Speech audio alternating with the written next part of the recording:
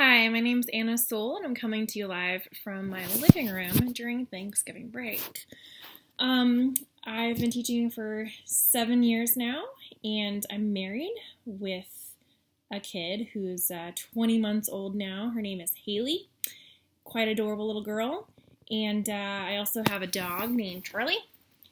This is Charlie. He's our fat little pug. So yeah, we live in Sacramento, and I'm currently just got hired this school year to teach math science at a K school, and it's kind of a new experience for me, big jump in, environment, curriculum, the whole gamut. But prior to this, I was teaching for 5 years as a fourth grade teacher, lead. So really my specialization as a lead on the fourth grade team was ironically the quite opposite. I was great at teaching math, like no problems there, but my love, my heart, my passion was social studies and language arts. And I had this mentor teacher at my last school who had been teaching for 35 plus years, retired, came back to be a reading specialist. And just seeing her passion and love to connect with the students and her ability to help kids who didn't qualify for special education, but were still several grade levels behind in their reading abilities, made jumps of huge improvement over the course of the year just due to her work with them. I looked at that and I was like, that's what I want to do. I want to figure out whatever she's doing and be able to apply it in my classroom as much as possible. That's why I joined the National University Advanced Teaching Practices Master's Program, was to learn how to be a reading specialist, how to learn how to use teaching and instruction and assessment for literacy to apply in the classroom. So ironically, I'm not a language arts teacher this year. And so it won't be able to be applied right now. But with the study that I'm forming for my teaching philosophy, with the research that we had to gather for our last big assignment from AAL 626, a lot of my practitioner inquiry questions and research are based around math intervention. So yes, I may not be able to do what I love and I enjoy at the moment, but what my goal is to still pick up some really important tips and tricks and research along the way.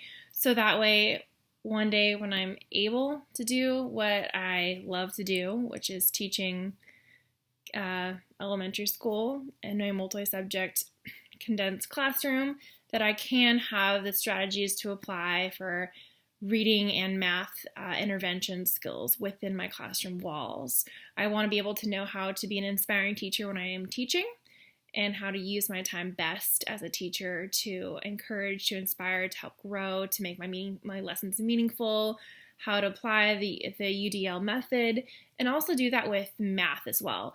I love teaching math because it allows creativity and fun in the classroom and engaging in so many different ways.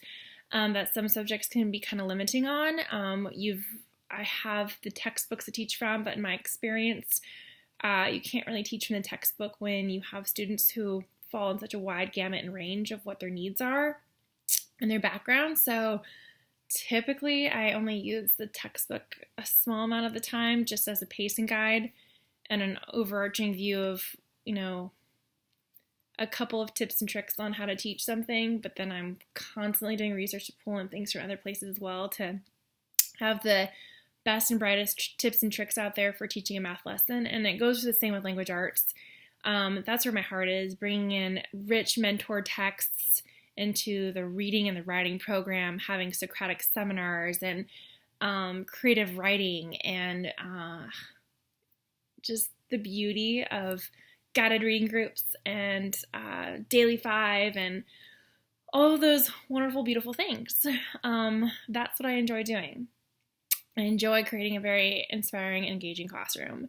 So while this current semester will not involve all of those things, my goal as a teacher this year for my specializations is to be having meaningful assessments for post and pre-assessments to be able to know what to pull from the actual curriculum and then what to pull elsewhere to have tests that are going to be more accurate and meaningful and hit all the Bloom's taxonomy in the same gamut too, because, just having straight questions of 4 times 5 and, finish this equation is not going to also show the depth of their understanding and knowledge and challenge them in the same way.